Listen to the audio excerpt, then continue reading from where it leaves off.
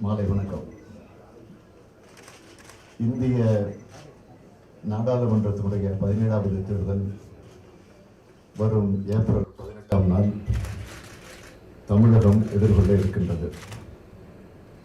இத்தேர்தலில் திராவிட முன்னேற்றக் கழகத்தின் சார்பில் திமுக கழக தலைமையில் மதச்சார்பற்ற முற்போக்கு கூட்டணி அமைக்கப்பட்டுள்ளது. தமிழகம், புதுவை உள்ளிட்ட 40 நாடாளுமன்ற தொகுதிகளில் 20 தொகுதிகளை கூட்டணி கட்சிகளுக்கு ஒதுக்கியிருக்கிறோம் என்று சொல்வதை விட அனைவரும் உட்கார்ந்து பேசி பகிர்ந்து கொண்டிருக்கிறோம். கூட்டணி கட்சிகள் 20 தொகுதிகளில் போட்டியிடுகின்றன. அதேபோல் திராவிட முன்னேற்றக் கழகம் 20 தொகுதிகளில் போட்டியிடுகிறது. திராவிட முன்னேற்றக் கழகம் போட்டியிடும் தொகுதிகளுக்கான வேட்பாளர் பட்டியலை இப்பொழுது உங்கள் முன் வைக்க இருக்கிறேன்.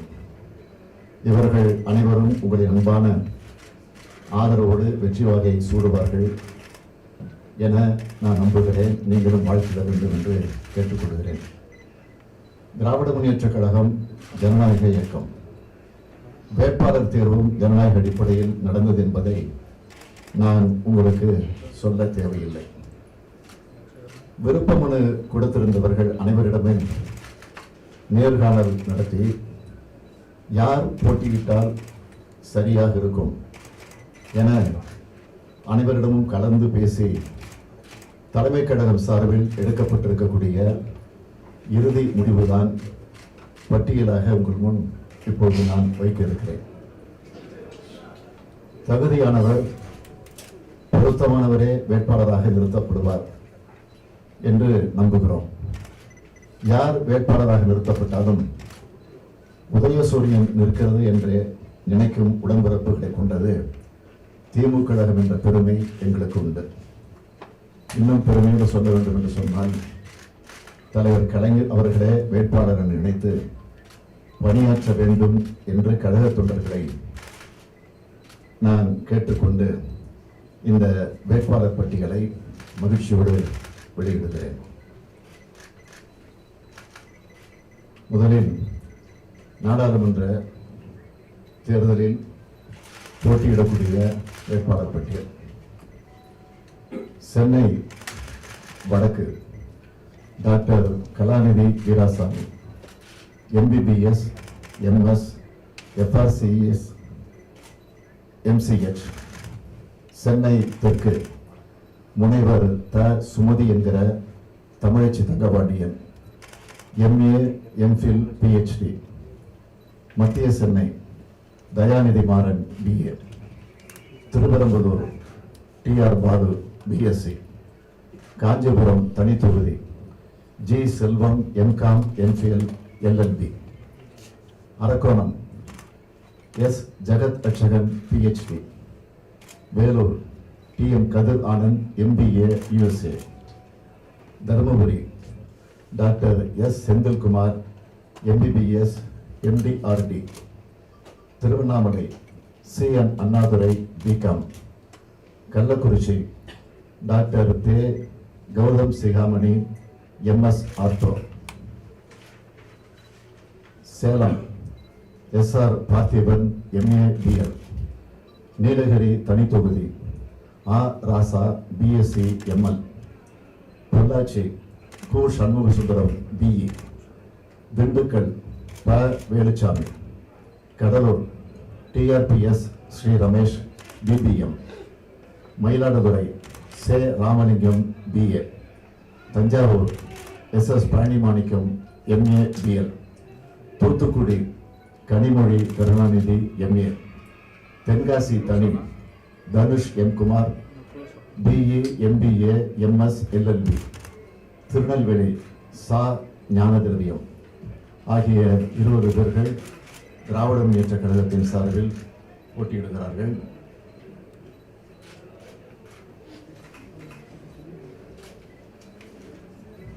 அடுத்து 18 தொகுதிகளுக்கான சட்டமன்ற இடைத்தேர்தல். இது நாடாளுமன்ற தேர்தல் மட்டுமல்ல, 18 சட்டமன்ற தொகுதிகளுக்கும் இடைத்தேர்தல் நடப்பதால் நியாயமாக இது ஒரு மினி சட்டமன்ற தேர்தல் தான். டெல்லியில் மட்டுமல்ல, தமிழகத்திலும் ஆட்சி மாற்றம் நடக்கப் போகிறது. நியாயப்படி பார்த்தால் 21 தொகுதிகளுக்கு தேர்தல் நடத்தப்பட்டிருக்க வேண்டும் என்றே திட்டமிட்டு 3 தொகுதிகளுக்கு நடத்த மறுக்கிறார்கள். இது தொடர்பாக சட்ட ரீதியாக நாங்கள் போராடி வந்து கொண்டிருக்கிறோம். இந்த நிலையில் நடைபெற இருக்கக்கூடிய 18 சட்டமன்ற தொகுதிகளுக்கான இடைத்தேர்தலிலும் போட்டியிடக்கூடிய கழக வேட்பாளர்களின் பட்டியலை உங்கள் முன் வெளியிடுகிறேன். இவர்களுக்கும் உங்களுடைய ஆதரவு இருக்க வேண்டும். அவர்கள் வெற்றி பெறுவார்கள் என நான் வாழ்த்துகிறேன். வேட்பாளர் பட்டியல்: பூந்தமல்லி தனி தொகுதி ஆ. Krishnasamy BL, Perambur R D. Sekar BCom BL, Thiruporur Senthil என்கிற எஸ்.ஆர். இதயவர்மன் பிஏ, சோளிங்கர் ஆ. அசோகன் பிஏ, குடியாத்தம் தனி தொகுதி எஸ். காத்தவராயன், ஆம்பூர் ஆ. சே. வில்வநாதன், ஒசூர் எஸ்.ஏ. சத்யா, பாப்பிரெட்டிப்பட்டி ஆவண்ணா மணி பிகாம் பிஎல், அரூர் தனி தொகுதி சே. கிருஷ்ணகுமார் பிஇ சிவில், நிலக்கோட்டை தனி சி. Soundarapandian BA BL, Thiruvarur Poondi K. Kalaivanan, Thanjavur TKG Neelamegam, Manamadurai தனி தொகுதி கரூர் காசிலிங்கம் என்கிற இலக்கியதாசன் எம்ஏ பிஹெச்டி, ஆண்டிப்பட்டி ஏ. மகாராஜன், பெரியபுரம் தனி தொகுதி KS. Saravanakumar BE MBA, Paramakudi தனி தொகுதி ச. Sampathkumar MBA, Sattur SV. Srinivasan BCom, Vilathikulam AC. Jayakumar ஆகிய 18 தொகுதிகளுக்கான வேட்பாளர்களை நான் அறிவித்திருக்கிறேன். தொடர்ந்து புதுவை மாநிலத்தில் ஒரு இடைத்தேர்தல் நடைபெறவிருக்கிறது. தட்டாஞ்சாவடி சட்டமன்ற தொகுதியுடைய இடைத்தேர்தல்.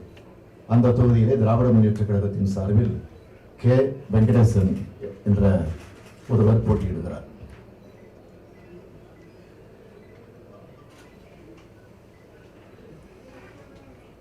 நாடாளுமன்ற தேர்தலில் கழகத்தின் சார்பில் போட்டியிடக்கூடிய வேட்பாளர்கள் 20 பேரை நான் படித்திருக்கிறேன்.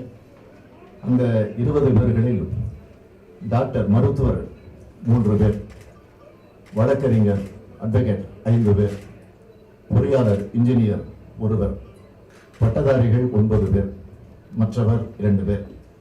இதில் தனி தொகுதிகள் 3, இதில் மகளிர் வேட்பாளர்களாக 2 பேர் இடம்பெற்றிருக்கிறார்கள்.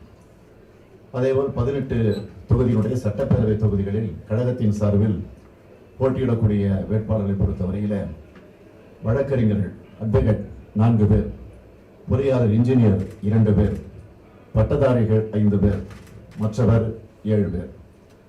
இதில் தனி தொகுதிகள் 7. தேர்தல் பிரச்சாரத்துக்கு எப்ப போவீங்க? தேர்தல் பிரச்சாரத்தை எப்பொழுது தொடங்குவீங்க? நேரடி போட்டி இருக்குது. எப்படி பாக்குறீங்க நீங்க? எடுத்துட்டு நேரடி போட்டி இருக்கு. அதே மாதிரி பாமக தொகுதியில போட்டி நேரடி போட்டி இருக்கு. வேறு தொகுதியில பாமக போட்டி. திமுக தனியா போட்டியிடுவதுன்னு நான் சொல்ல விரும்பல. 40 தொகுதிகளிலையும் திமுக தலைமையில் இருக்கக்கூடிய மதச்சார்பற்ற முற்போக்கு கூட்டணியினுடைய அணிகள் போட்டியிடுறது.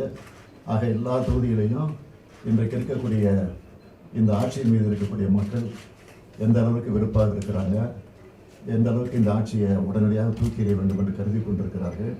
அது மத்தியில் இருக்கக்கூடிய ஆட்சியாக இருந்தாலும் மாநிலத்தில் இருக்கக்கூடிய ஆட்சியாக இருந்தாலும் அதை அப்புறப்படுத்துவதற்கு தயாராக இருக்கிறார்கள். எனவே அந்த கோணத்தோடு தான் இதில் திமுக நிற்கிது, காங்கிரஸ் நிற்கிது, இதை யாரை எதிர்த்து நிற்கிறோங்கிற பிரச்சனையே இல்லை. திமுக தலைவர் கலைஞர் இருந்த வரைக்கும் பெண்களுக்கான முக்கியத்துவம் கொடுக்கப்பட்டதா இருந்தது. ஏன்னா இந்த முறை வெறும் 2 மகளிர் வேட்பாளர்கள் தான் இருக்கப்பட்டிருக்காங்க மக்களவை தொகுதிகளில். 20 தொகுதிகளுக்கு 2 தொகுதி கொடுத்துருக்குறோம். தலைவர் எந்த முறையை கையாண்டுருக்காரோ அந்த முறையை கையாண்டு முதல் தேர்தலை திமுக சந்திக்குது. அது பலவீனமா பாக்குறீங்களா? அதுல என்ன ஃபீல் பண்றீங்க சார்? அவர் இல்லாம முதல் தேர்தலை உங்க தலைமையில சந்திக்கிறீங்க, எப்படி ஃபீல் பண்றீங்க? நீங்க எப்படி நினைக்கிறீங்க? முதல்ல சொல்லுங்க.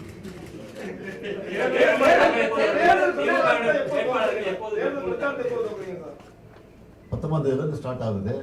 அன்னையிலிருந்து தொடர்ந்து சார், திமுகவுடைய கதாநாயகனாக தேர்தல் அறிக்கையை கலைஞர் வர்ணிப்பார். உங்களுடைய கதாநாயகனா இருக்குமா தேர்தல் அறிக்கை? எப்படி எப்போ வரும் சார் தேர்தல் அறிக்கை? நீங்க என்ன பேர் சொல்லிட்டு வருவீங்க? நிச்சயமாக கதாநாயகனாக இருக்கும், கதாநாயகியாகவும் இருக்கும், வில்லனாக இருக்காது.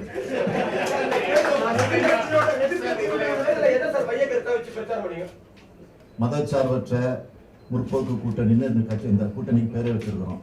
அதுல இருந்து நீங்க தெரிஞ்சுக்கலாம் எந்த கொள்கையை வச்சிருக்கீங்க. சார், மத்தியில கூட்டாட்சி அமைக்கிறது. சார், மத்தியில காங்கிரஸுக்கு தனி மெஜாரிட்டி கிடைக்காத பட்சத்தில் கூட்டு கோலியேஷன் கவர்மெண்ட்டுக்கு நீங்க வலியுறுத்துவீங்களா? அதில் பங்கேற்குமா திமுக? அதெல்லாம் தேர்தல் முடிந்ததற்கு பிறகு பேச வேண்டிய பேச்சுகள். 40 தமிழ்நாட்டை பொறுத்த வரைக்கும் 40க்கு 40 அதுல நாங்கள் முழுமையாக வெற்றி பெறுவோம் நம்பிக்கையோடு தான் இந்த களத்தில் இறங்கியிருக்கிறோம். நாடாளுமன்ற தேர்தலை பொறுத்த வரைக்கும் இந்த 20 பேர்ல 13 பேர் புதியவர்கள். பெரும்பாலான வேட்பாளர்கள் செல்வந்தர்களா இருக்கிறாங்க. பொதுவா எல்லா கட்சிகளிலுமே தமிழகத்துல ஏழை மக்கள் போட்டியிட முடியாத ஒரு சூழல் இருந்து இப்ப அந்த மாதிரி ஒரு சிக்கல் இருக்கா? பண வசதி இல்லாதவங்க வெற்றிகரமா போட்டியிட்டு ஜெயிக்க முடியாதுங்கிற ஒரு எங்களை பொறுத்த வரைக்கும் அந்த மாதிரி நீங்க நினைக்கிற நோக்கத்துல எடுத்து தேர்ந்தெடுக்கல. வெற்றி பெற வேண்டும் தகுதியின் அடிப்படையில் அவர்கள் இந்த கட்சிக்கு ஆற்றியிருக்கக்கூடிய பணிகளின் அடிப்படையில் தேர்வு செய்யப்பட்டிருக்கிறார். தேர்தல் பிரச்சாரத்தை எப்ப தொடங்குறீங்க? நான் வருகிற 20ஆம் தேதியிலிருந்து என்னுடைய பிரச்சாரத்தை தலைவருடைய திருவாரூர் தொகுதியிலிருந்து என்னுடைய பயணத்தை நான் தொடங்குவதற்கு திட்டமிட்டிருக்கிறேன். முறையாக அதற்கு நாளைக்கு அறிவிப்பு வரும். 19ஆம் தேதி. தேர்தல் ஆணையம் தன்னிச்சையா சுயமா செயல்படுத்தி தேர்தல் ஆணையம் சுயமாக செயல்பட வேண்டும் என்பதுதான் எங்களுடைய விருப்பம். அதுக்காக நாங்கள் சட்ட ரீதியாக கூட நீதிமன்றத்திற்கு சென்றிருக்கிறோம். இந்த வீடியோ உங்களுக்கு பிடிச்சிருந்தா ப்ளீஸ் லைக் அண்ட் ஷேர் பண்ணுங்க. மறக்காம எங்க சேனலை சப்ஸ்கிரைபும் பண்ணுங்க.